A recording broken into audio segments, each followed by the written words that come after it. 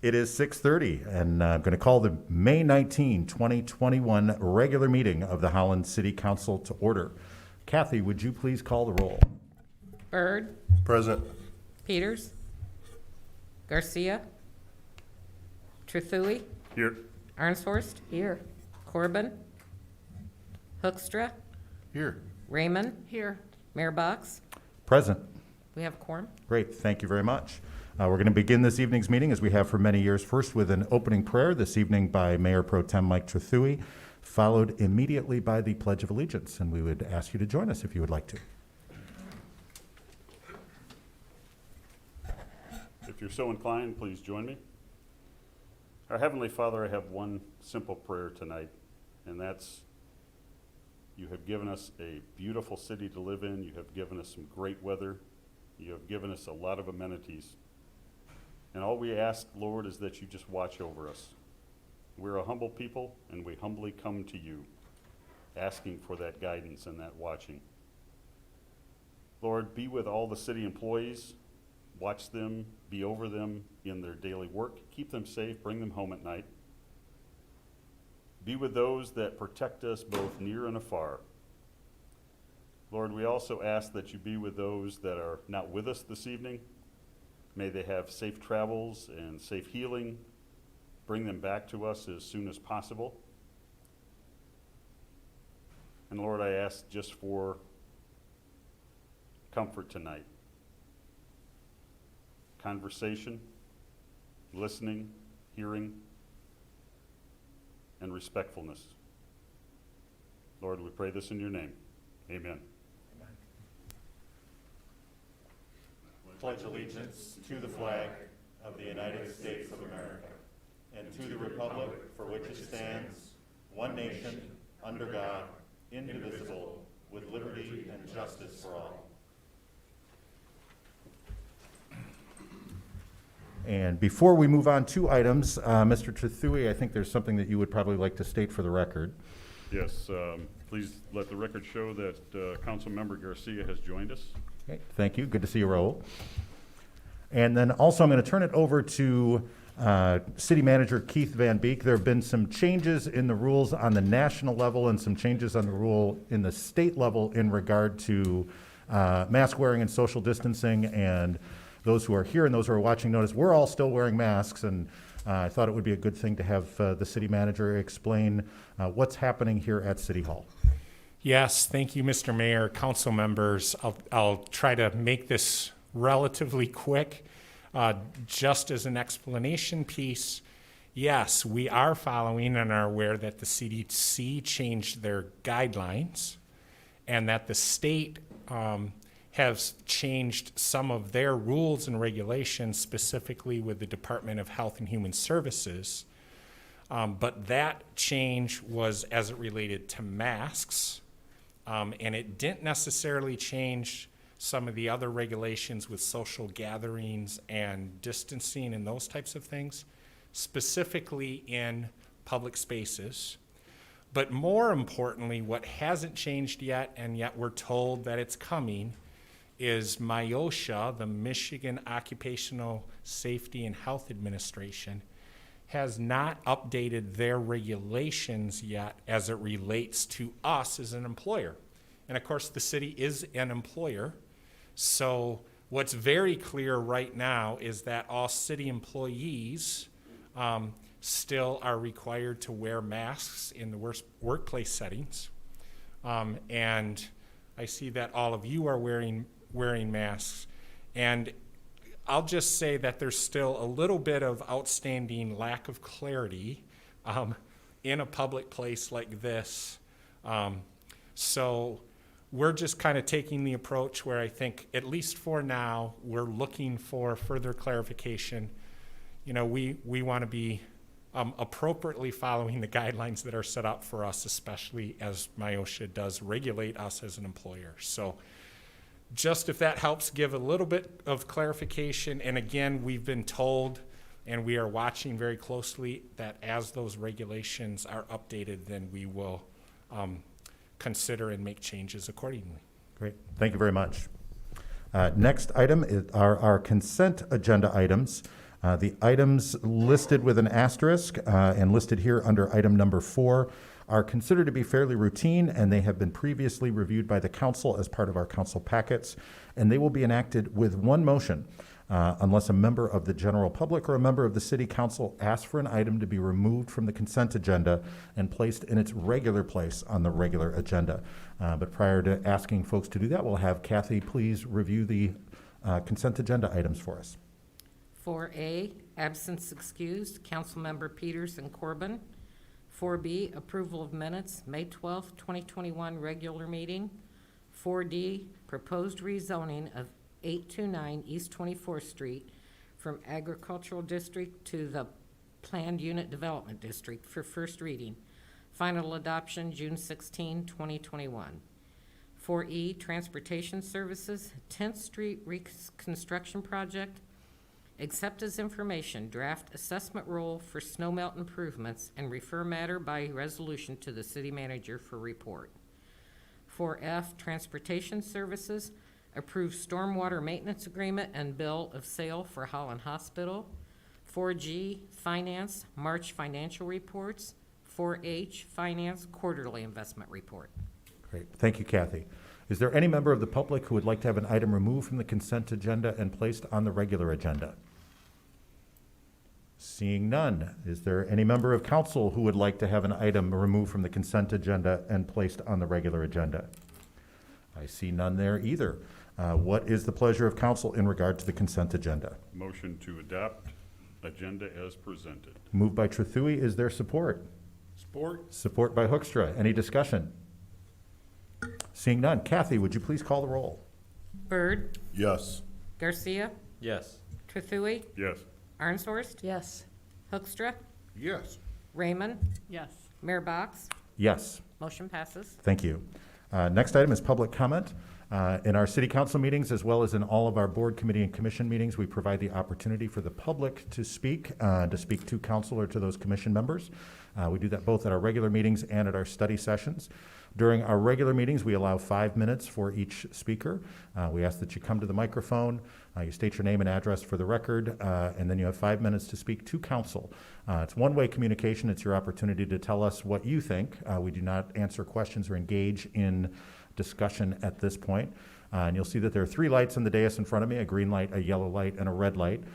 Green light means you're doing well on time. Yellow light means you have 1 minute left, and the red light means that your time has expired, and we are strict about that, so we ask that you end your comments at that point. Is there anyone who would like to address council at this time? If so, please come forward to the podium. Seeing none, I will close the public comment period. Next item on the agenda, I believe, takes us down to written petitions and communications. We did have one this week. In addition to the opportunity to providing in-person public comment during this time of COVID, we realize that there are some folks who may not be comfortable coming into a public setting like this, or may not be able to come into a public setting like this. So we created a special email address, publiccomment@cityofholland.com, where you can send your comments to city council members. We do read those. We don't read them aloud at council meetings, but we do accept them into the record at this time, and I believe that we just have one this week. And what is the pleasure of council in regard to the written petitions and communications? Motion to accept the communication into the record. Moved by Trethewey. Is there support? Support. Support by Arnshorst. Any discussion? All those in favor say aye. Aye. All opposed, same sign. Motion carries. Next item, item number 11, reports from special committees. The Public Art Advisory Committee progress report. Yes. Yes, Mr. Van Beek. Thank you. I will give an introduction, and potentially Councilmember Garcia might want to say a few things too, but hey, sometimes a plan comes together. I think our guests are going to be happy that I kind of randomly picked this night, because it's only 6:30 something and they're already up. They didn't have to wait through a whole bunch of other stuff. I think they'll be happy for that. So joining us tonight are Roger Ike and Lorma Freestone, who are both fantastic members of the Public Art Advisory Committee. You may recall that council established this new committee. Man, I'm gonna blank on it, but it's, we'll say roughly 2.5 years ago or so. And they wanted to, and I think it's a great opportunity for them to just come in, give you an update on what they've been up to, and some current projects that they're bringing to completion, but also kind of a taste of some of their hopes and dreams moving forward. I've had the privilege of walking with them and working with them all the way through. It's really been a fantastic group, and I'm not going to say any more, otherwise I'm going to, take some of their punch away. So I think Roger is the one that primarily is going to make the presentation, and Matt is going to help drive in the background. So, or Lawrence, all right. So come on up, and again, thank you to both, two great volunteers working on a really cool committee. Great. Thanks, Steve. Well, welcome. Hi. Thanks for seeing us, and actually, thanks for taking the step to establish this committee. It's been a long time coming, and the need has been there, and I'm really happy to be part of this. And Roger has done an amazing job on the presentation, the slides, and putting together how we are progressing. Yeah. And So- Lorma, I don't want to interrupt you, but I just want to make sure that you're speaking right into the sorry. mic so the people at Yeah. home can hear you too, because I'm sure Okay. they want to hear. So I guess the first thing is our thanks, and I guess the first slide is up there, and we're really fortunate in Holland that we have this really great history of the support and display of public arts and also private art. And to ensure that this spirit continues of supporting the arts, that is what you, as City Council and the community of Holland, decided on forming this Public Art Commission or committee. And so I think we're ready for the next, we can let everybody read the slide. I don't know, this is the thing about, we're not going to read the slides to you, but you all have all of this probably in front of you. So, so the next one is, 3 years ago, kind of 3-ish years ago, the Public Art Commission was formed to develop a fair and simple process for the purpose of cultivating and supporting public artworks in our community. It was a little iffy up until this point of how things happened and when, people didn't understand how public art actually landed in a space in Holland. And so with this committee, I think it makes it a lot clearer. So, so that is why you asked us to gave us the commission to do this. I think we have a great group of people that work together, representing a really good cross-section of the community too. So I think that's really wonderful. So the thing that we had to do first was to lay out the parameters of our committee's responsibilities. What are we here to do? And then we had to create an application for submitting ideas for art from the community, and also organizations. Different groups of people want to put up public art, different organizations want to put up public art, individuals want to. And then finally, we developed a process for reviewing those applications, and all of the information and forms are now available to the public on the city's public art web page. So it's all part of what's online now, and all of these forms are available, and it's a very clear process for people to be able to go through when they have a question about whether or not somebody's going to put up something, either a memorial or a piece of public art or something that they are gifting to the city. So now the next slide, the thing that I think that was the really nuts and bolts that we had to do to get started. But now the really fun thing is that we were able to, beyond the forms and regulations and all of that, we were able to create a pictorial and historical inventory of over 90 works that are already in our community, some of them public, some of them private. But this is with the assistance of photographer Mike Lozon and the city's web guru, Alex Ebenstein. This inventory is now available on the public art website, the city's public art website. And so it's available to people who are visiting, people who are living here. So it's a really great accomplishment, and it's all beautifully new photographs have been made, so it's really wonderful and up to date. And then we also, because we had some question about whether people were donating things that are interior pieces of artwork. People have questions about donating public art for interior. We weren't sure that we wanted to get involved with that as a city because we don't have the wherewithal to house it, to inventory it, to store it, to do any, to put it up. So we formed a partnership with the Holland Area Arts Council, and in the acquisition, placement, care, and storage of works of art for the interior spaces for the city of Holland, which also, HAC has a wonderful permanent collection, and they are willing to lend pieces of artwork to city facilities so that always your artwork can be refreshed and you can have fresh new things that are appropriate from residents of Holland and from West Michigan area artists. So it's a really great partnership. So, and so the next slide is, I'm going to give it over to Roger to explain what's next. Thank you, Lorna. So now that we have a really good, solid foundation, what's next? So we'd really like to shift to a proactive visioning approach.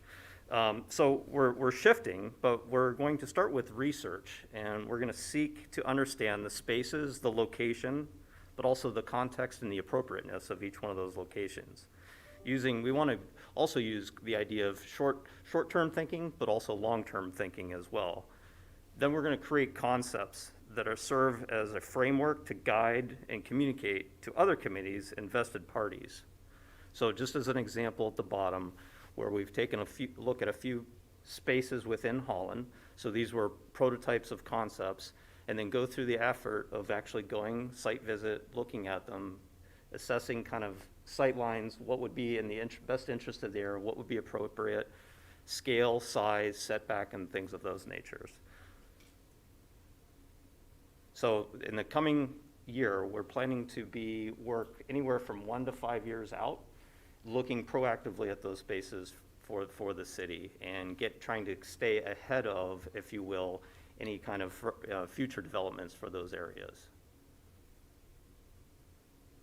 Okay. Okay.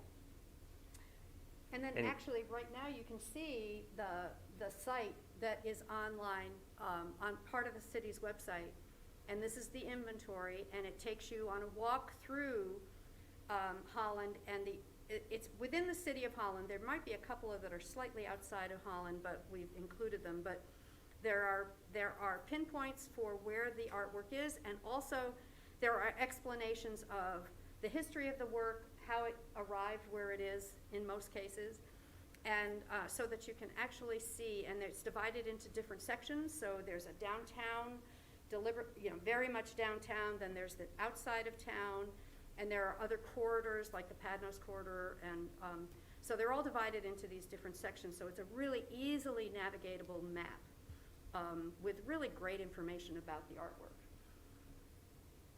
So you could start to imagine where this could lead us, walking tours, so when we have guests in town and tourist industry and generating lots of interest from our public art that maybe is only seen peripherally today, but actually being able to self-guide and discover.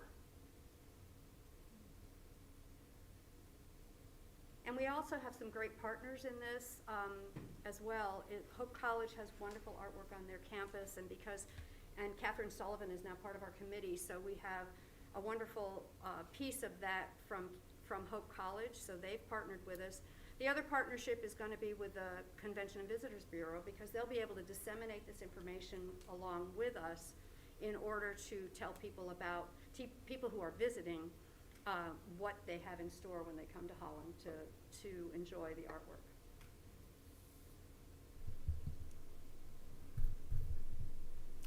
Just making one more connection too, I think, and then it looks like Raul would like to say something too. I kind of referenced this at one point, if you remember, when we had the North Downtown discussion, and we were talking about all of the, quite frankly, the multiple moving parts, but the really exciting moving parts as we take a look at that. I'm happy to let you know that when Roger talked about kind of one of the primary sites that they're really taking a look at, that we can integrate multiple things in together, it's no surprise that Window on the Waterfront is one of those primary spots that this committee is interested in, and I've done nothing but encourage them that that is a really good spot to take a look at. So it's really fun when you are able to work with a group and kind of see how, you know, multiple things kind of come together in the way that we tend to do things here in Holland with multiple partners and just kind of making the collective of multiple pieces better. So again, my thank you to these two representing the larger group. Great. Thank you, too. Raul, did you have something to add? Yeah, just to say that, you know, it's been exciting working with this group. I think we've covered a lot of ground, done a lot of things, and I think kind of where this group is and visioning the future, I think there's a significant opportunity to add to how Holland's future continues to be shaped. And I think there's a significant presence of art and history of art in the area that sometimes is overlooked. I mean, we kind of don't appreciate it as a whole. But it's out there, and I think, you know, the website that's been put together really begins to point to that. But there's, you know, I think it also points to all the artists, you know, that exist in the area, and to be able to cultivate that and to have that be a part of kind of the fabric. And, you know, as Keith mentioned, considering, right, these spaces that we're still continuing to explore development in. You know, we talked about that north downtown, and how do we continue to pull people in that direction season, you know, all year round. This is part of what can make that happen, right? This kind of alive and exciting scavenger hunt of art that you kind of begin to follow, that creates a path through all these places that sometimes, you know, are lack interaction by the whole of the community, and to be able to draw, you know, continue to draw people outside of just, you know, the tulip time season, but kind of year round into the town because of the art pieces. I think that's significant. So that's exciting. Great. Thank you. Any other comments, questions from council members? Yeah, Dave.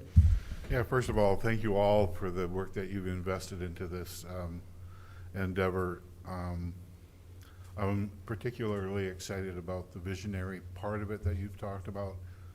And as Raul has described, it's one thing to be sort of a passive recipient of requests and say, that's good, that's not. But to be able to be proactive and say, how can we inject art into the community and enhance life experience, even though it can get a little tricky, you know, to some people. If it doesn't look like a barn or a windmill, it's not art. But we know that it goes much farther than that, and there are lots of opportunities.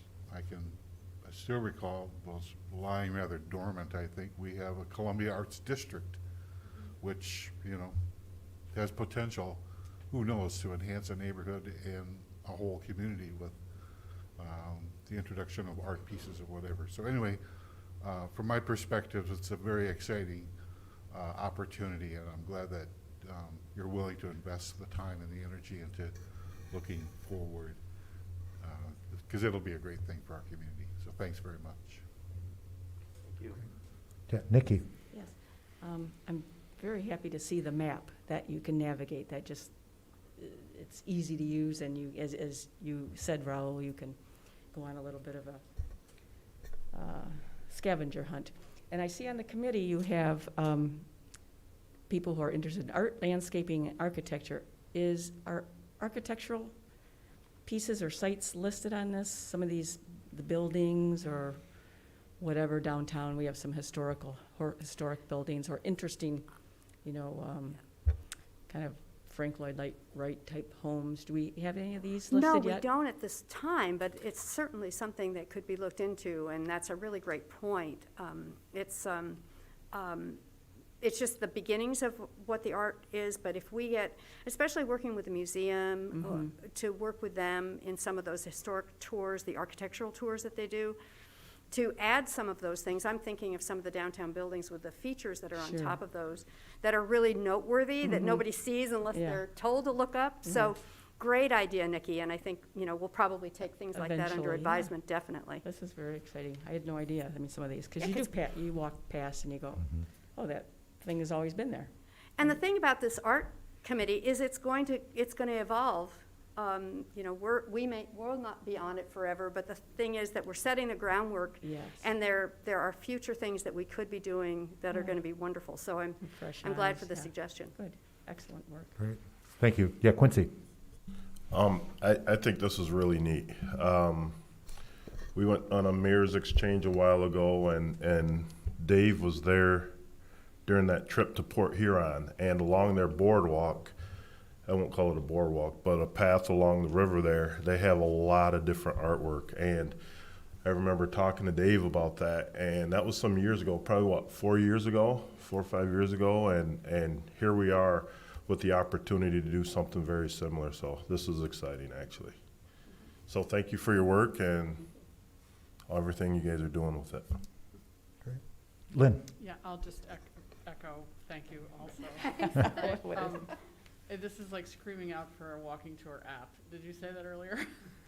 And Were that's that kind would of be in just that's in coolest the thing. works, Yeah. an actual physical paper map. No, actually, I mean an app. Oh, an app, I thought it was Yeah. a map. So Yeah, it is yeah, accessible it from is. your Oh, mobile it- phone. I can't find it anywhere.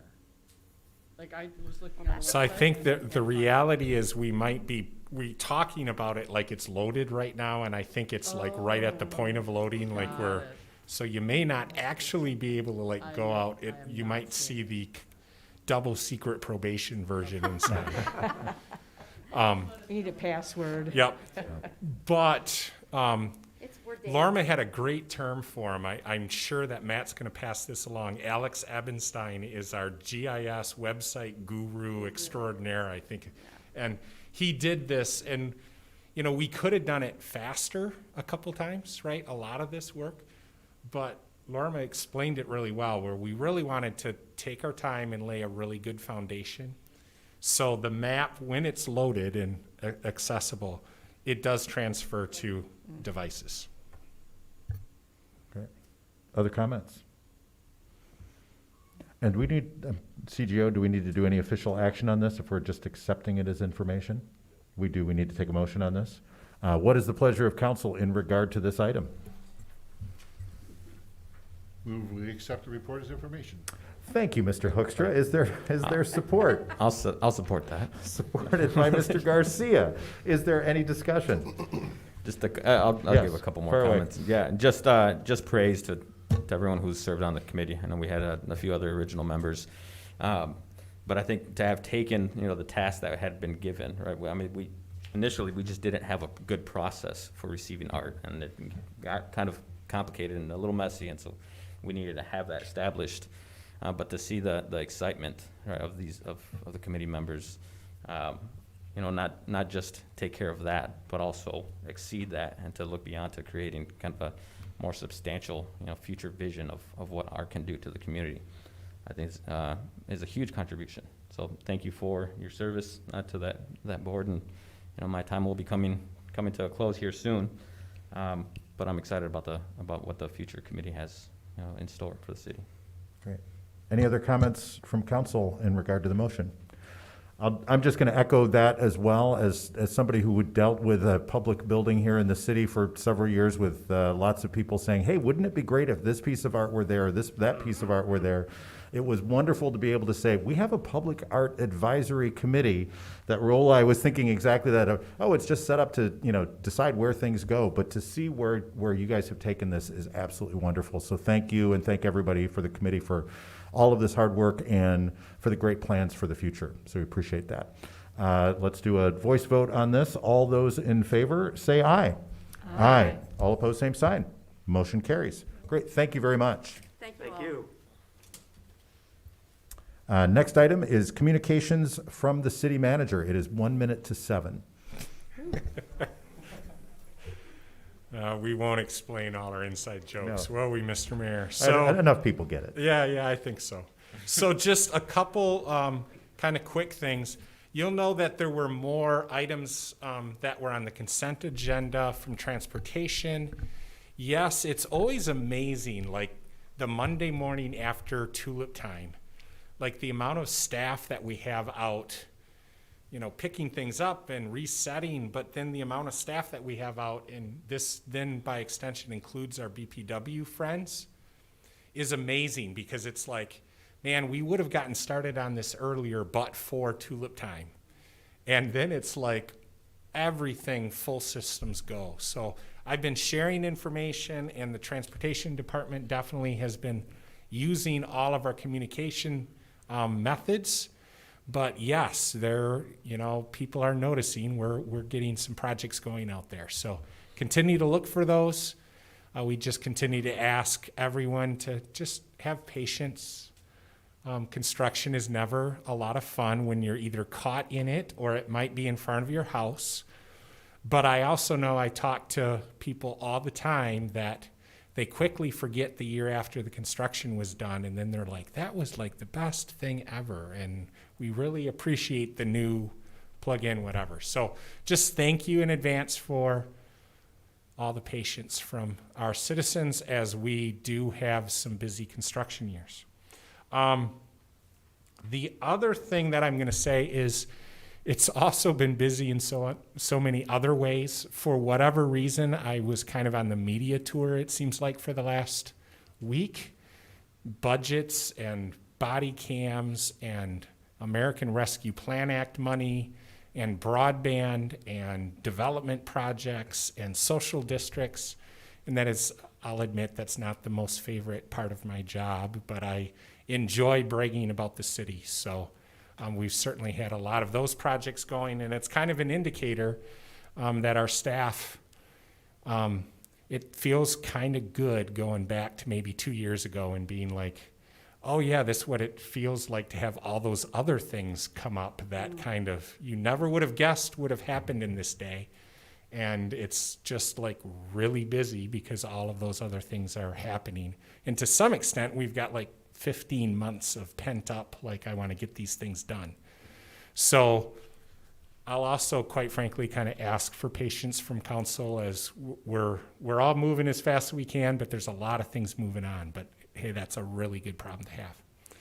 And then our public art folks kind of reference this as far as, making tulip time more than year round, but we're going to brag on tulip time for a second. And I'm going to ask Mr. Van Dyken to come forward and just give you a little bit of numbers on Windmill Island Garden in particular, but maybe even some reflections on tulip time from our downtown group manager.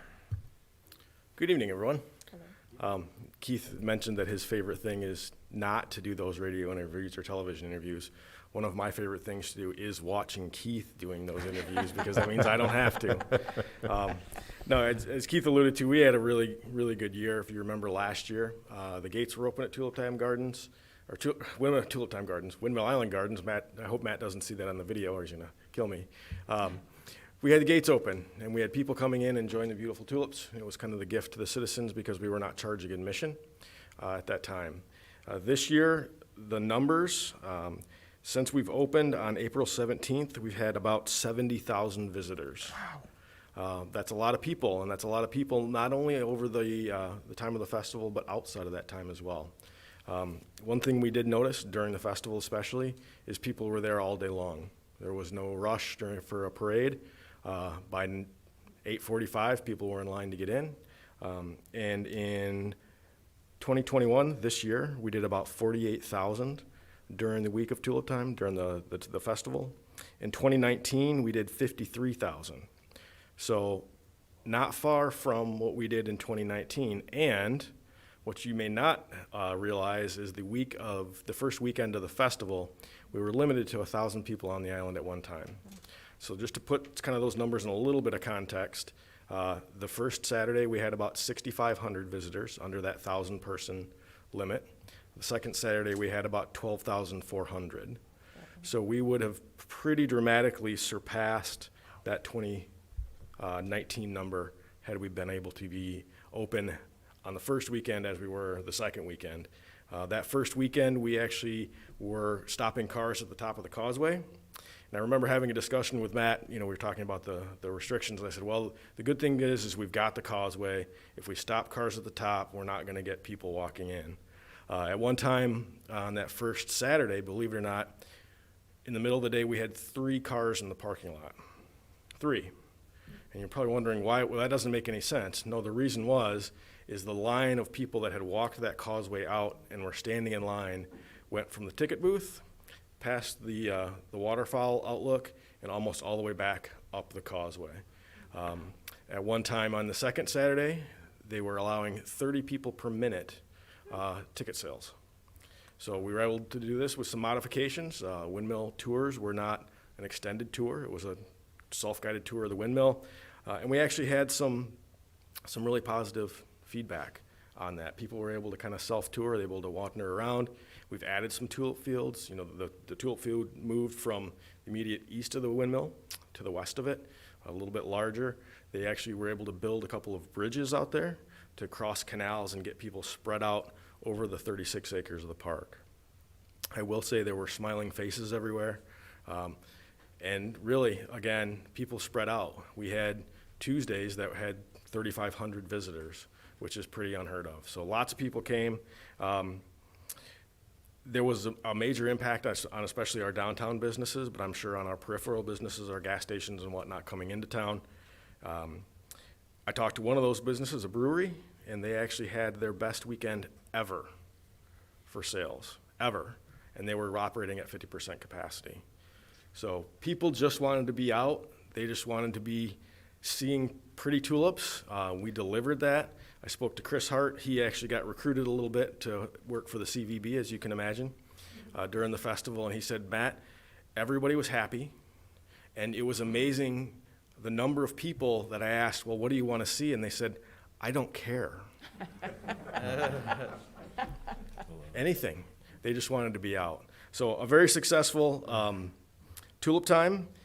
We are already in the process of removing those tulips. The tulip dig is this weekend. The annuals started going in the ground, as Keith alluded to, immediately at the following of the festival. I know I was just in the greenhouse yesterday with Mr. Kenyon. It is chocked full of annuals that are absolutely beautiful, and his staff is super excited to get those in the urns downtown and the beds. Keith and I saw some work on one of the beds downtown that the park staff is doing. So people love it. Hopefully it's not the twinkle of hope has now become the sun is out and we're back open and people are coming. I did have a little discussion with Mr. Helmus as well. He sits on the CV board, and I think they had a little celebration today that tourism is back. Our hotels are full, and people want to come here. So I'd be happy to answer any questions. I don't know what questions would be generated, but it's just a good week. Any questions, comments from council? Go.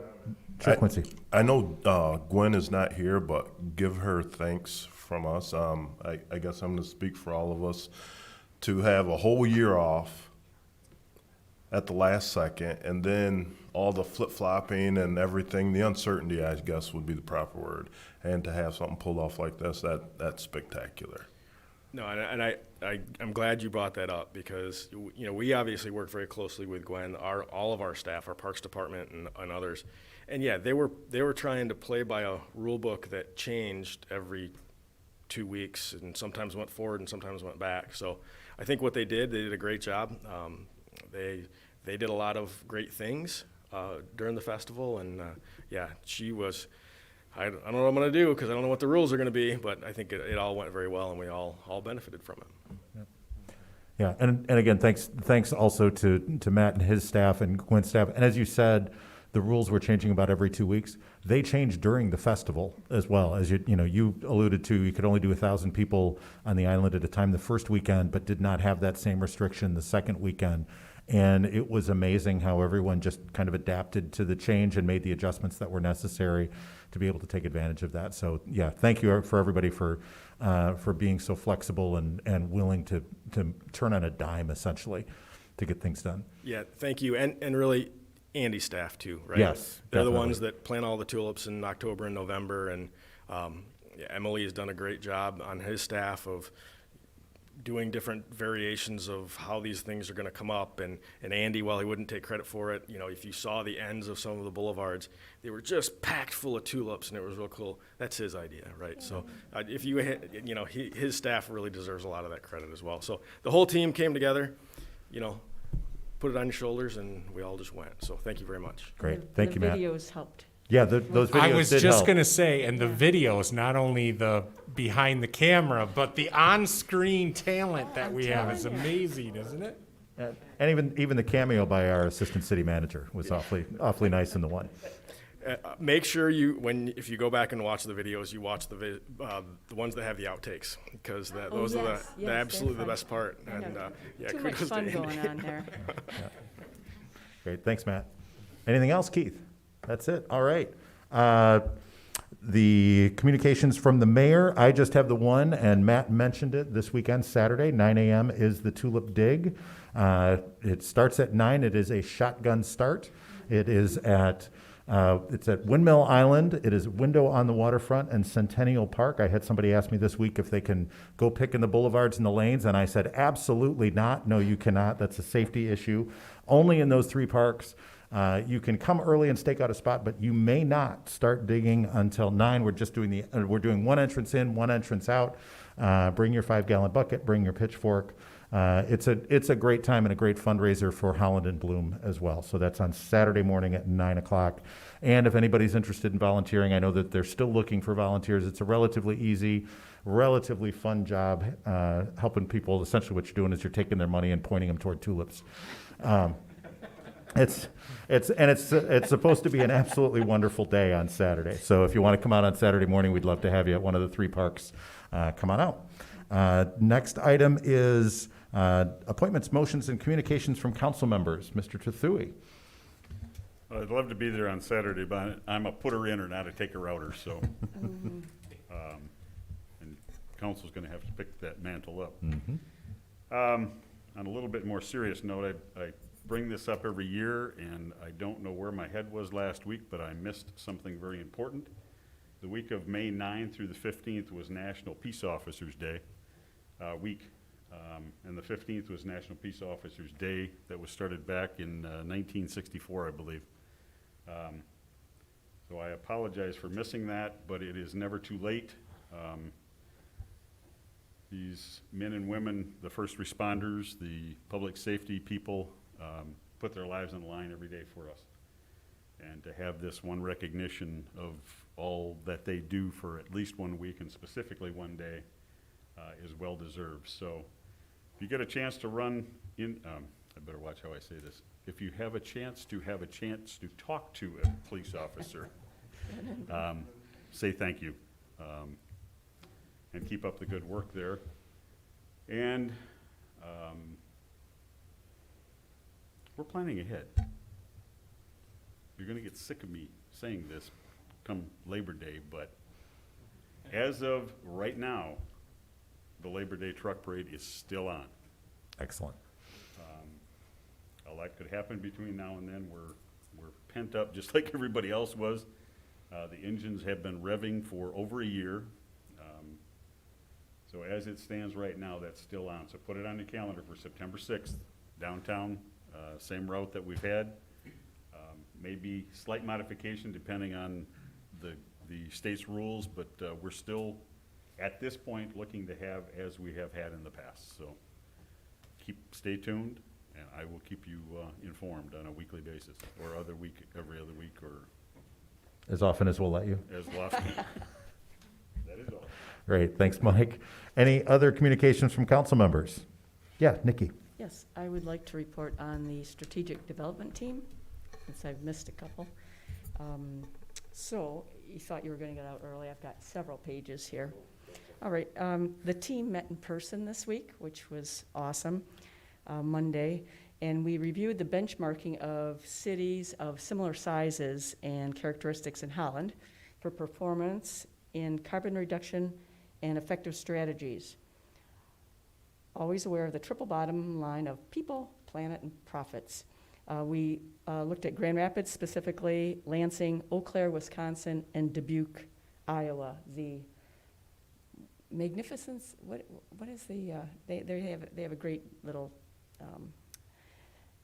saying about Iowa, the Dubuque, I'm forgetting it right now. Anyhow, we asked, and Jim Sikkema made this chart, and this whole, it's an interactive chart with different areas to look at. And so what did they, all these cities have in common regarding the reduction of their common footprint? The cities had administrative and legislative support of sustainability. They used organizations such as the U.S. Conference of Mayors Climate Agreement for their existing frameworks. They suggested that one of the takeaways was, don't make carbon and renewable commitments before you have a plan. It's more difficult to go back and get things done that way. They tended to have a dedicated manager or team working towards their goals of carbon reduction. They were conscious of their vulnerable populations. Plans should increase resilience and minimize risk. And cities need more implementation and less planning and reporting. You need leadership and action. A city may have plans, but the community targets aren't being met. And as no surprise, COVID had a negative effect on moving forward with many goals. That's just been everyone's lives. So now, there is a draft online that will get edited and revised. The team will come back their next meeting to critique a new draft section that will be written regarding what has been discussed in the last few weeks in an effort to land this plane. You know, we're using all those kind of terms. We're digging deep and taking a deep dive. We're getting granular. We hope to have business meet and greets, a community survey, and an open house for community input at the Civic Center. So between holidays and surveys and available meeting dates, I think we will be finished maybe October, which is probably a little later than you're expecting, but you have to do a good job and a complete job, so thank you. Thank you. Thank you, Nikki. Any other communications from council members? No, seeing none. We do not have any first reading of ordinances tonight, and that brings us then to a motion to go into a closed session to review a written legal opinion with the city attorney. And just an announcement for the public, we will be coming back into session after the closed session, but only to adjourn the regular meeting. So there will be no business that we will be doing following that closed session. You're welcome to wait outside if you want to, but all you're going to see is us move to adjourn and then leave. So that's up to you, but my advice would be no need to stick around. So with that, I would entertain a motion to go into closed session. So moved. Moved by Trethewey. Is there support? Support? Support by Hoekstra. We need to do a roll call vote on this, I believe. Kathy, would you please call the roll? Garcia, Yes. Trethewey, Yes. Arnshorst, Yes. Hoekstra, Yes. Raymond, Yes. Byrd, Yes. Mayor Box. Yes. Motion passes. Great, thank you. As soon as we get the room cleared and the TV off and the door closed, we'll then be in closed session. Do we want to take a break for a It might take a minute? few minutes, so maybe if you just take